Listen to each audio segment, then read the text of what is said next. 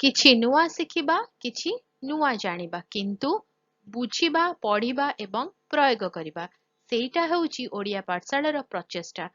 ଆପଣମାନଙ୍କୁ ସମସ୍ତଙ୍କୁ ସ୍ୱାଗତ। ଓଡ଼ିଆ ପାଠଶାଳାକୁ ଚାଲନ୍ତୁ। ଭିଡିଓରେ ଡିସ୍କସ୍ କରିବା ହିଟ୍ ୱେଭ୍ ବା ଗ୍ରୀଷ୍ମ ଲହରୀ। ଗ୍ରୀଷ୍ମ ଲହରୀ ହେଉଛି ଅତ୍ୟଧିକ ଗରମ ପାଗର ଏକ ଦୀର୍ଘ ସମୟ, ଯାହା ଉଚ୍ଚ ଆର୍ଦ୍ରତା ସହିତ ଆସିପାରେ, ଯୋଉଟାକୁ ଆମେ ହ୍ୟୁମିଡିଟି କୁହନ୍ତି। ଗ୍ରୀଷ୍ମ ଲହରୀ ପାଇଁ ନିର୍ଦ୍ଦିଷ୍ଟ ମାନଦଣ୍ଡ ଅଞ୍ଚଳ ଏବଂ ସ୍ଥାନୀୟ ଜଳବାୟୁ ଉପରେ ଭିନ୍ନ ହୋଇପାରେ, କାରଣ ଗ୍ରୀଷ୍ମ ଲହରୀ ଯେତେବେଳେ ଆସେ ତାହା ସ୍ଥାନୀୟ ଅଞ୍ଚଳର ଜଳବାୟୁକୁ ନେଇକି ଭିନ୍ନ ଭିନ୍ନ ହେଇପାରେ। ତଥାପି ଏକ ସାଧାରଣ ପରିଭାଷା କ୍ରମାଗତ ଅନେକ ଦିନ ଅନ୍ତର୍ଭୁକ୍ତ କରେ, ଯାହା ବର୍ଷର ସେହି ସମୟ ପାଇଁ ହାରାହାରି ଠାରୁ ଅଧିକ। ତା ମାନେ ହେଲା ଯେତିକି ଗୋଟେ ପାର୍ଟିକୁଲାର ଏରିଆର ଟେମ୍ପରେଚର ରହିବା କଥା, ଯଦି ତାଠୁ ଅଧିକା ହେଇଗଲା ତା ମାନେ ସେଇଟାକୁ ହିଁ ଆମେ କୁହନ୍ତି ଅଧିକା ଟେମ୍ପରେଚର ହେଇଯିବ, ଆଉ ତା ସହିତ ପବନ ଆସିବ, ଆଉ ଟେମ୍ପରେଚର ଅଧିକା ସହିତ ଲହରୀ ହବ, ତାତିର ଲହରୀ ଆସିବ, ସେଇଟାକୁ ହିଁ କୁହନ୍ତି ହିଟ୍ ୱେଭ୍। ସେଟା ଜାଗା ଟୁ ଜାଗା ଡିଫର କରେ, ଆଉ ଜେନେରାଲି ତାକୁ କୁହାଯାଏ କଣ, ଯେଉଁ ଜାଗାରେ ଯେତିକି ତାପମାତ୍ରା ରହିବା କଥା ତାଠୁ ଯଦି ଅଧିକା ହେଇଗଲା ଆଉ ତା ସହିତ ତା ଲହରୀ ଆସିଲା, ତାକୁ କୁହାଯାଏ ଗ୍ରୀଷ୍ମ ଲହରୀ। ଗ୍ରୀଷ୍ମ ଲହରୀର ଲକ୍ଷଣ, ପ୍ରଥମତଃ ଉଚ୍ଚ ତାପମାତ୍ରା। ତାପମାତ୍ରା ଯାହା ବର୍ଷର କ୍ଷେତ୍ର ଏବଂ ସମୟ ପାଇଁ ଅସାଧାରଣ ଭାବରେ ଅଧିକ। ତା ମାନେ ଧର ଗୋଟେ ଜାଗାରେ ଟେମ୍ପରେଚର 40 ଡିଗ୍ରୀ ହୁଏ, ସେଇ ଜାଗାରେ ଧର କୌଣସି ଗୋଟେ ସମୟରେ 45-46 ଡିଗ୍ରୀ ଟେମ୍ପରେଚର ଆସିଗଲା, ତେଣୁ ତାହା ଏକ ହେଉଛି ଲକ୍ଷଣ ଗ୍ରୀଷ୍ମ ଲହରୀର। ଅବଧି, ସାଧାରଣତଃ ଅନେକ ଦିନ ଲମ୍ବା ସପ୍ତାହ ପର୍ଯ୍ୟନ୍ତ ରହିଥାଏ। ଯୋଉ ଗ୍ରୀଷ୍ମ ଲହରୀ ଥାଏ ତାହା ଲମ୍ବା ସମୟ ପର୍ଯ୍ୟନ୍ତ ରହେ, କେବେ 4 ଦିନ ପାଇଁ ଥାଏ ତ କେବେ 15 ଦିନ 20 ଦିନ ପର୍ଯ୍ୟନ୍ତ ଗ୍ରୀଷ୍ମ ଲହରୀ ରହିଥାଏ।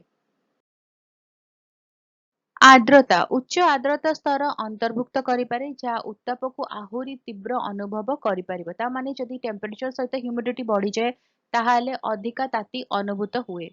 ସ୍ୱାସ୍ଥ୍ୟ ପ୍ରତି ବିପଦ, ତା ଲକ୍ଷଣ ହେଉଛି ସେ ସ୍ୱାସ୍ଥ୍ୟ ପ୍ରତି ବିପଦ। କିଭଳି ଭାବରେ, ବୃଦ୍ଧ, ଶିଶୁ ଆଉ ଯେଉଁମାନେ ଅସୁସ୍ଥ ଅବସ୍ଥାରେ ଥାଆନ୍ତି ତାଙ୍କୁ କଣ କରେ ନା ହିଟ୍ ୱେଭ୍ ତାଙ୍କୁ କ୍ଳାନ୍ତି ଦିଏ, ସେମାନେ ଟାୟାର୍ଡ ହେଇଯାନ୍ତି ଜଲ୍ଦି, ତା ସହିତ ଅଂଶୁଘାତର ସମ୍ଭାବନା ରହିଥାଏ, ତେଣୁ ସେମାନଙ୍କ ଯତ୍ନ ନେବା ଆଉ ସେଗୁଡ଼ିକ ସ୍ୱାସ୍ଥ୍ୟ ପ୍ରତି ବିପଦ ହୋଇଥାଏ। ଗ୍ରୀଷ୍ମ ଲହରୀର ପ୍ରଭାବ, ଉତ୍ତାପଜନିତ ରୋଗର ଆଶଙ୍କା ବଢ଼ିଯାଏ, ଯେପରିକି ଅଂଶୁଘାତ, ମରୁଡ଼ି, ଜଙ୍ଗଲରେ ନିଆଁ ଲାଗିବା, ଅନ୍ୟାନ୍ୟ ପରିବେଶ ଜନିତ ସମସ୍ୟା ସୃଷ୍ଟି ହୁଏ। ବାୟୁ ପ୍ରଦୂଷଣ ମାତ୍ରା ବୃଦ୍ଧି ପାଏ। କୃଷି ଉତ୍ପାଦନ ପାଇଁ ଗ୍ରୀଷ୍ମ ଲହରୀ ଏକ ବଡ଼ ବିପଦ, କାରଣ ଆମର ଫସଲ ନଷ୍ଟ ହେଇଯାଏ, ଜଳି ପୋଡ଼ିଯାଏ। ଗ୍ରୀଷ୍ମ ଲହରୀ ମଧ୍ୟ ବନ୍ୟାରେ ସହାୟକ ହୋଇପାରେ। ଯେତେବେଳେ ଅତ୍ୟଧିକ ଗରମ ହବ ତ କଣ ହୁଏ ନା ପାଣି ଏଭାପୋରେଟ୍ ହୁଏ, ବାଷ୍ପୀଭବନ ହୁଏ, ଆଉ ତାପରେ କଣ ହବ ନା ବର୍ଷା ଅଧିକ ମାତ୍ରାରେ ହେବ, ଯାହାକି ବନ୍ୟା ସୃଷ୍ଟି କରିପାରେ। ଗ୍ରୀଷ୍ମ ଲହରୀ ସଡ଼କ ରାଜପଥ ଗୁଡ଼ିକୁ ତରଳାଇ ଦିଏ ଏବଂ ଜଳ ଲାଇନ ଫାଟିବାର ଚାନ୍ସ ଥାଏ। ଯୋଉ ପାୱାର ଟ୍ରାନ୍ସଫର୍ମର ଥାଏ ସେଥିରେ ବିସ୍ଫୋରଣ ହବାର ମଧ୍ୟ ସମ୍ଭାବନା ରହିଥାଏ। ତେଣୁ ଗ୍ରୀଷ୍ମ ଲହରୀ ହେଉଛି ଗୋଟିଏ ବିପଦଜନକ ଜିନିଷଟି। ଉତ୍ତାପ ସମୟରେ ସୁରକ୍ଷା ପଦକ୍ଷେପ କଣ ନବା ସୁରକ୍ଷା ଯେତେବେଳେ ହିଟ୍ ୱେଭ୍ ଅଛି? ତ ପ୍ରଥମେ ହଉଛି ପାଣିର ପରିମାଣକୁ ବଢେଇବାକୁ ପଡିବ, ପ୍ରଚୁର ପାଣି ପିଇବାକୁ ପଡିବ, ତା ସହିତ ବଡିକୁ ହାଇଡ୍ରେଟେଡ୍ ରଖିବାକୁ ପଡିବ, ଜୁସ୍ ହେଲା ଏନି ଲିକ୍ୱିଡ୍ ଆମକୁ ନବାକୁ ପଡିବ। ଘର ଭିତରେ ରହିବାକୁ ପଡିବ, ଯେତେବେଳେ ବାହାରେ ଟେମ୍ପରେଚର ଅଧିକା ଥାଏ ବା ତାତି ଅଧିକା ଥାଏ, ଘରେ ଥିବା ସମୟରେ ମଧ୍ୟ ପଙ୍ଖା, କୁଲର, ଏସିର ବ୍ୟବହାର କରିବା ଦରକାର। ଆଉ ଯଦି ବି ଆମେ ବାହାରକୁ ଯାଉଛନ୍ତି, ଯେତେବେଳେ ଟେମ୍ପରେଚର ଅଧିକା ରହୁଛି, ସେତେବେଳେ ଯାହା ଯାହା ଆବଶ୍ୟକୀୟ ଜିନିଷ ଯେପରିକି ଛତାଟେ ହେଲା, ପାଣି ବୋଟଲ ହେଲା, ଏସବୁ ଜିନିଷ ପାଖରେ ରଖିବା ଦରକାର।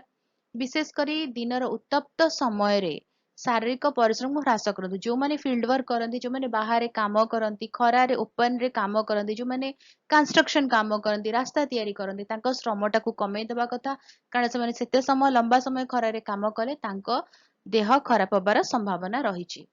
ନିଶ୍ଚିତ କରନ୍ତୁ ଯେ ଅଧିକ ବିପଦ ଥିବା ବ୍ୟକ୍ତି ଯେପରିକି ବୃଦ୍ଧ ଏବଂ ଶିଶୁ ସୁରକ୍ଷିତ ହେଇକି ରହିବେ। ତାମାନେ ଯୋଉମାନେ ଗ୍ରୀଷ୍ମ ଲହରୀ ସହି ପାରିବେ ନାହିଁ, ଯୋଉମାନେ କି ବୃଦ୍ଧ ହେଲେ, ଶିଶୁ ହେଲେ, ସେମାନଙ୍କୁ ଆମ ପ୍ରଥମ ସୁରକ୍ଷା ଦେବା ଆମର କର୍ତ୍ତବ୍ୟ। ତ ବୁଝିହେଲା ହିଟ୍ ୱେଭ୍ କଣ, ଗ୍ରୀଷ୍ମ ଲହରୀର ଇମ୍ପାକ୍ଟ କଣ, ଲକ୍ଷଣ କଣ, ଆଉ ସୁରକ୍ଷା ପଦକ୍ଷେପ ଆମେ କଣ ନେବା। ଯଦି କିଛି ଡାଉଟ୍ ଅଛି, କୋଉ କିଛି କ୍ୱେଶ୍ଚିନ୍ସ ଅଛି, ମତେ କମେଣ୍ଟରେ ଲେଖିକି ଜଣେଇବ, ତାକୁ ଆମେ କ୍ଲିୟର କରିବା। ଆଉ ଯଦି ଭଲ ଲାଗିଲା ଭିଡିଓ ଟିକେ ଲାଇକ୍ କରିଦିଅ, ଭିଡିଓକୁ ଆମ ସହିତ ସେୟାର କର, ଜାଣିବା କଥା। ଆଉ ଯୋଉମାନେ ଚ୍ୟାନେଲରେ ଭିଡିଓ ଦେଖୁଛନ୍ତି ଏପର୍ଯ୍ୟନ୍ତ ସବସ୍କ୍ରାଇବ କରିନାହାନ୍ତି, ଚ୍ୟାନେଲକୁ ପ୍ଲିଜ ସବସ୍କ୍ରାଇବ କରି ବେଲ୍ ଆଇକନ୍ ପ୍ରେସ୍ କରି ଅଲ୍ ନୋଟିଫିକେସନକୁ ଅନ୍ ରଖିଥାଅ। ଭିଡିଓ ଅପଲୋଡ ନୋଟିଫିକେସନ ପହଞ୍ଚିବ। ମିଶିକି ପଢିପାରିବା, ବୁଝିପାରିବା, ନୂଆ ନୂଆ କଥା ଜାଣିବା। ତାହେଲେ ରହୁଛି, ଦେଖା ହବା ଆଗାମୀ ଭିଡିଓରେ। ଭଲରେ ରୁହ, ସୁସ୍ଥରେ ରୁହ, ମତେ ଅନୁମତି ଦିଅ। Bye bye.